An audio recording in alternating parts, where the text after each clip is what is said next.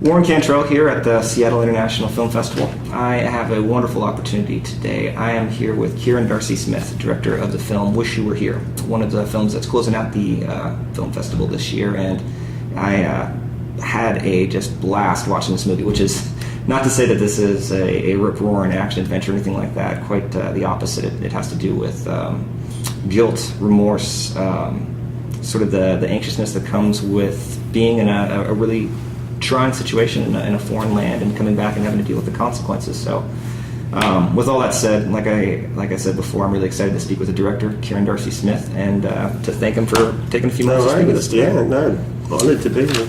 So, as I understand it, the script for Wish You Were Here was a collaboration between you and Felicity Price, one of the stars of the film. Yeah.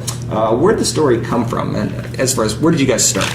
Well, we started by getting married, so we're husband and wife. But look, the genesis of the idea really came from her. We're at the time.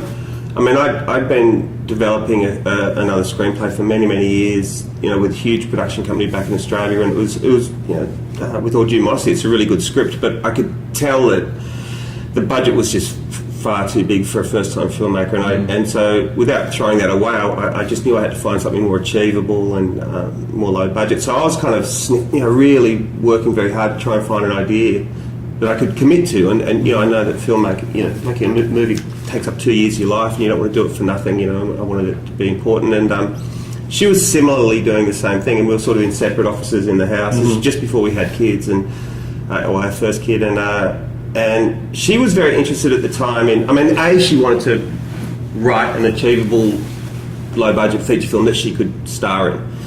So that was definitely part of it. But she was very interested at the time in, I guess, where we were at in our lives personally. We'd been together for a long time. It was just before we fell pregnant, but we had a lot of friends who were having babies, having kids, and getting mortgages, and she sort of referred to it as kind of Generation X growing up a bit, like there's all these new responsibilities, and life's changed a little bit. You're in the middle of these kind of more long-term relationships, and it was, so it's not the first flush of love, it's something deeper and harder and more challenging further on, and but just as rich, and so she wanted to, and you've still got that pining for youth and partying and all that sort of stuff. So she was interested in that kind of milieu, social milieu, I guess, and wanted to tell a story about people like us, but then to challenge the hell out of the relationship by lobbing a hand grenade in, like something. Yeah. But she knew that wasn't going to be enough. It was going to be a bit of a introspective kind of a thing. And there was a story that we were aware of.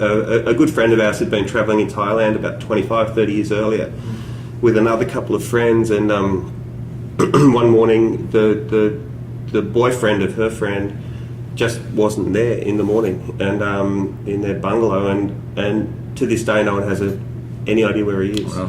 And there was no, they just were a very happy couple. He was a very adjusted young man, and everything was cool. So it's just such a freaky thing, and we were always really interested in what that must be like for the people who have to return. The fallout of an event like that, and the unanswered questions, and how that must affect you. And sure.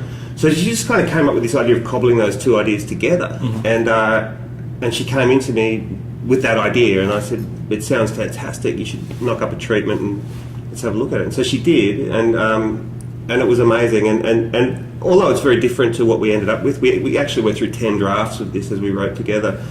I don't know. I recognised straight away that this was something that we could invest in personally and pour a lot of ourselves into it. And we had 2 kids while we were writing it, so we sort of got a handle on the parenting thing and having young children. And it was a 24/7 evolution. We just worked on it day and night, just living together, just over dinners, driving the car, changing nappies. We were just constantly talking about it and writing. And so that was 4 years of development. And originally it was going to be a $100,000 movie, and we were going to pay for it on credit cards and borrow money. But we met and I was going to play Dave, and she was going to play Alice, and we were going to rent a house in the suburbs and shoot it in that house. But then we met our producer, and she thought it was too good to sort of do it that way. And so we ended up getting into a lab, a bit like the Sundance lab down in Australia called Aurora, and went through a long, year-long program there, and Oh, that's what we ended up fascinating. with. Yeah, but it was an amazing adventure. The writing of it. It was. I think most of the work, really, of the film went into was on the page, because what you see on the screen is actually it's cut pretty much 100% to the script. It wasn't one of these films, and this is with all due respect to the editor, who's amazing. He's a great friend of mine, and I work with him on everything I possibly can.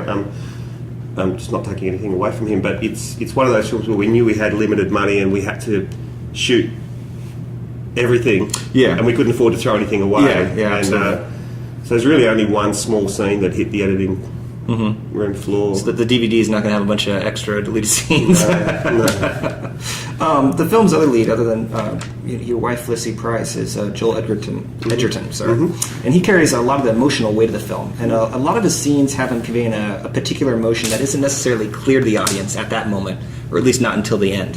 How did you direct him in those scenes? What was your process and your prep like? Well, it was a very delicate balance, and you needed an actor who was whip smart and kind of egoless, and who trusted you. Now, full disclosure, I've known Joel since he was 17, and he's arguably my best friend. He was best man at my wedding, and godfather to one of our kids. So we'd done a lot of work together. I went to drama school with him for 3 years, and we'd shared a lot of houses and stuff. So he trusted me, and I trusted him. And once he was on board, it was just a very delicate process of discussion and testing things, and just trying, we had to just try and keep in our mind's eye what the audience was experiencing of this character as they're watching the development of the story.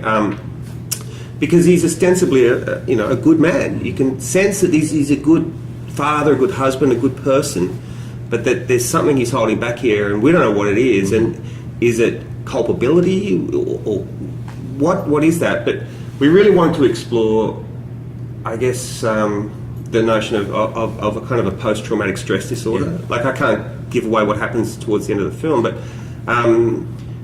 putting a person in that kind of situation, then throwing them back into the real world, how does that play out? And I, without wanting to air dirty laundry, I'd sort of dealt a lot with anxiety over the years, and I kind of wanted to explore a lot of myself, and Joel had really tapped into that, and we just kept testing it and feeling it out personally. But then when it got to the time we were shooting, he trusted what I was doing, I trusted what he was doing, and we just let go. But he got it, intellectually he got it, and I guess viscerally he got it, and he got what the audience would be experiencing as it played out. But it was, a delicate dance. Well, and that actually led me into what I was going to ask you next. I know that right now, Mr. Edgerton is in a kind of a hot commodity in Hollywood. He was just in Zero Dark 30 and The Great Gatsby. It sounds like this is something, though, this project, Wish You Were Here, is something that you'd been working on with them sort of in some form or another for quite some time. I know that you were in Animal Kingdom with him. Now, is this something that you had been working on as far as, I know you said you and your wife had kind of been developing drafts. Is this something you had brought him in on in the last couple of years, kind of just in discussions? It was a funny story. We've got this little collective back at home called Blue Tongue Films, and it's him and his brother Nash, Spencer Sasser here, David Misha, who made Animal Kingdom. There's a bunch of us, and we all work on each other's movies in some way, shape or form, whether it's at a script level, so contributing feedback and tossing things around, or in the editing room, or we act in each other's movies or swing a camera or whatever. We've been doing that for 15 years or so. And Joel, so he'd read every draft of the script. As I read every draft of his, he actually is a really good writer, and he's sold a bunch of scripts in Hollywood, and he's we're always bouncing off one another. But at the time, he was the perfect guy to play the role, but I was too scared to ask him to play it, because I didn't think he'd want to do it. He by that stage he'd done a ton of low budget Australian films, and he was fielding these extraordinary offers out of Hollywood, and being very selective about his work, and knocking back extraordinary roles, and then taking, he was very careful about it. And I didn't think he'd do it, and I didn't want to put him in a compromising, difficult position of because he's your friend. And I didn't want to hear a no anyway. So I was kind of discussing with him ideas that I had at the time for cast, and all these kind of bigger Australian actors that we both knew of, and it was almost like he literally sort of grabbed me by the scruff of the neck and said, "Come on, dude, wake up. You ever going to ask me to play this?" So, I picked myself up off the floor and, we were financed the next day. Oh, no, that's a good story. Yeah, no, it was very lucky, but I couldn't have ended up with a better actor. Excellent. What was the filming situation like as far as the time that you had? What was the shoot as far as weeks, months, or? No, it was very short. Again, we didn't have much money, so we had to shoot everything and make sure that it worked. And so it was. I think it was 25 days, which isn't a tiny. It's a fairly big film, and it there's 2 countries, a lot of locations, so that's actually pretty tight. And 10 days of that was in Cambodia. And the way it was scheduled was strange. Actually, we had 3 weeks shooting in Sydney, and then we broke for Christmas. That's just the way it fell. And then we went to Cambodia and shot 10 days, then came back to finish off the last week or so in Sydney. And so it was all over the place. But it was it went like that. Yeah. But it was very positive, and like the Cambodian side of it was incredibly difficult. That was the hardest part of all, but also the most exhilarating and wonderful. And the material we got out of there was everything I ever dreamed of. And I think on account of the difficulties, which were in the extreme, it was like going into battle. Every foot you took, every step you took was just to survive the day and get through it. But it was so positive and so wonderful, and I could write a whole book on the making of the film.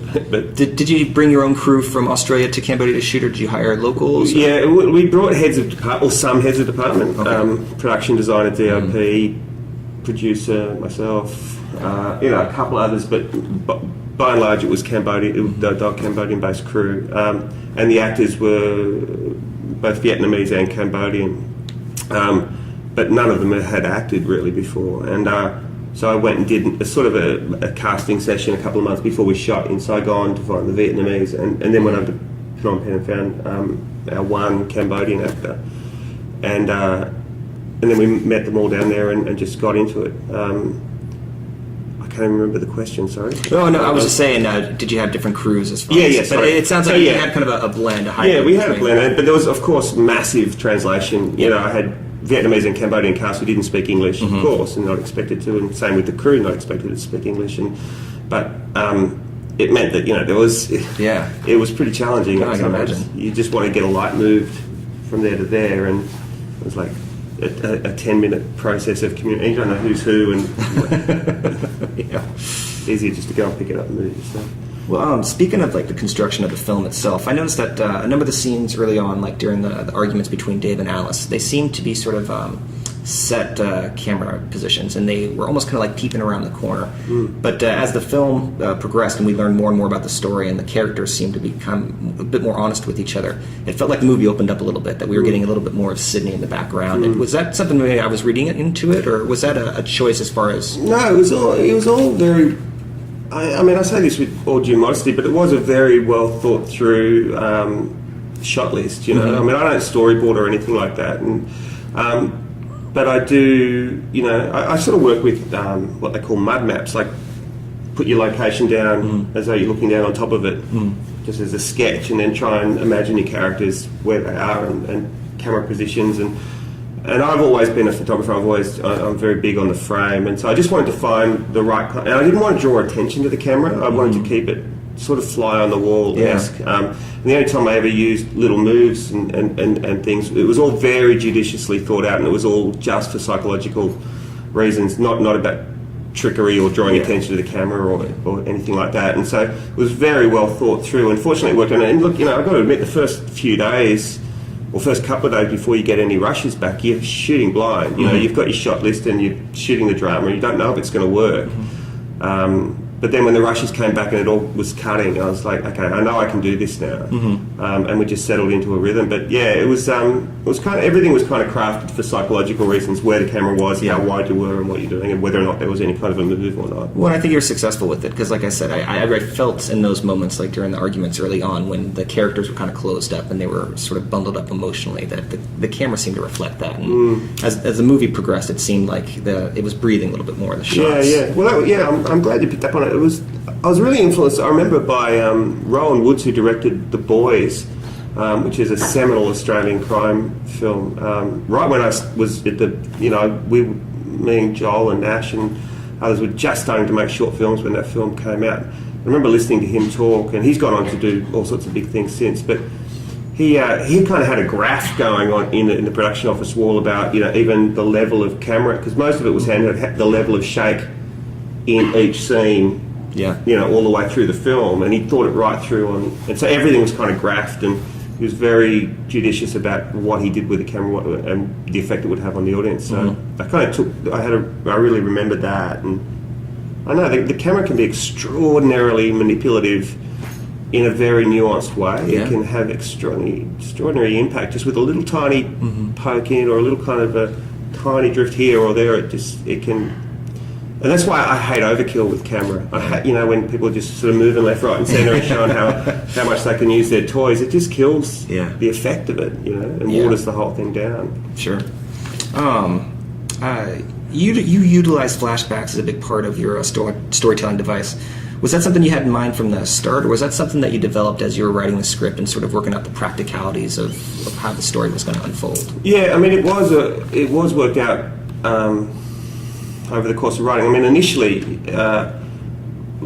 it was really just we never went to Cambodia or Southeast Asia. Like, I mean, initially it was they'd been to Bali, I think, and then where they'd been kept changing throughout. We never went back there. It was all just they just arrived home. We stayed there with them. We never found out what happened, and it was just an exploration of that fallout, the relationships at home, and then it evolved and evolved and evolved, and I guess the disjointed or sort of fractured part of it wasn't influenced by anything at all. It just felt like organically the right way to do it. I tried very much not to in any way draw on any other films as influences, just to be honest to the story and try and imagine if you were sitting in the seat watching it, where would you want to go right now, and how much information would you need now to keep you engaged. Sure. So it becomes kind of like an orchestral thing, you got to go with your gut, and you just try and place yourself in the seat of the cinema goer. And the only thing that did change is one tiny flashback to Cambodia, I think, in the first act. It was very brief, for about 10 seconds or so, just establishing Joel's character Dave sitting at a bar that wasn't originally in the script, and so that was part of a later flashback that we just sort of cut in half. But apart from that, it's all told the way it's written. Okay, no, that's interesting. How did you find the experience of directing your first full-length feature film? About what you expected? More challenging, or? It was actually, I'll have to admit, less challenging than I thought it would be. I mean, look,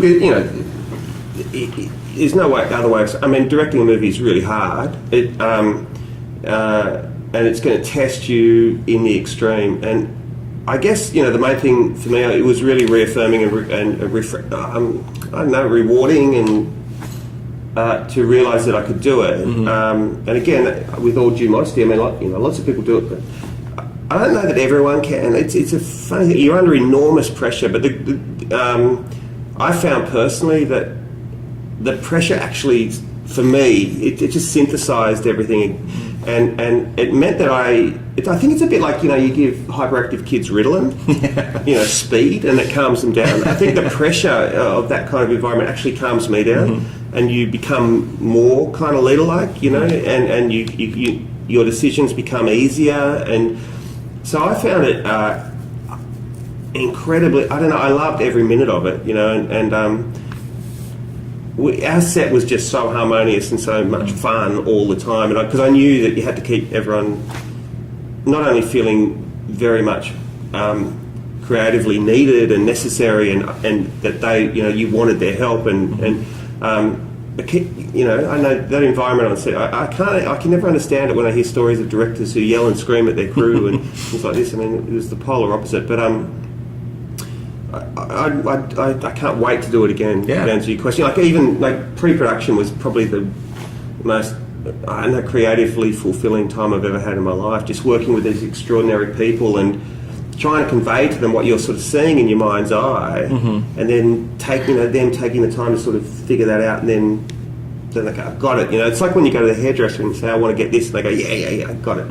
And you walk out and you go, that's not what I meant.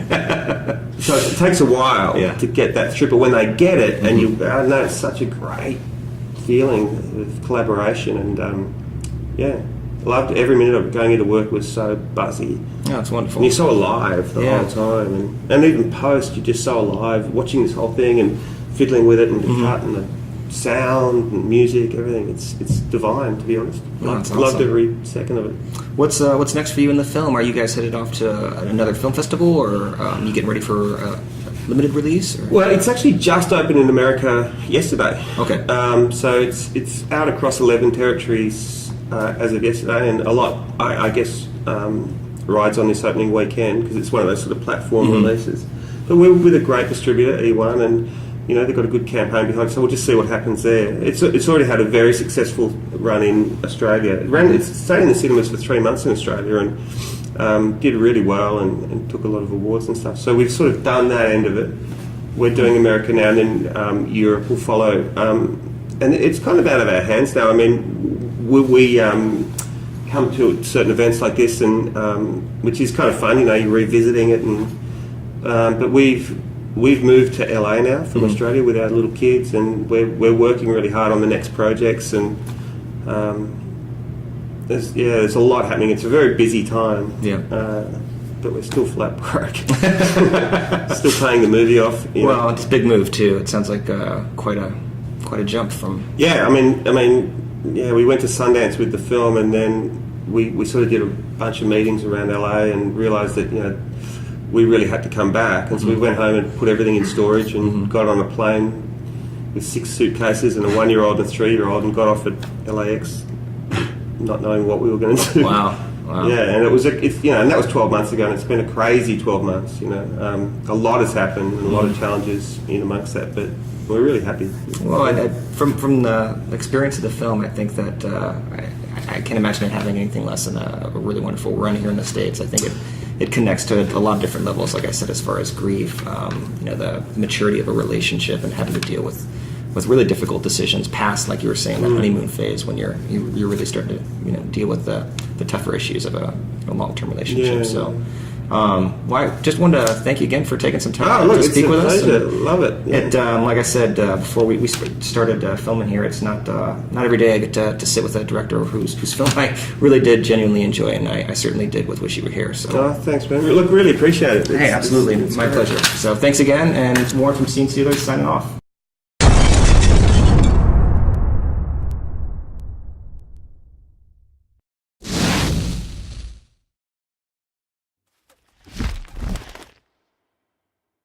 Mm-hmm.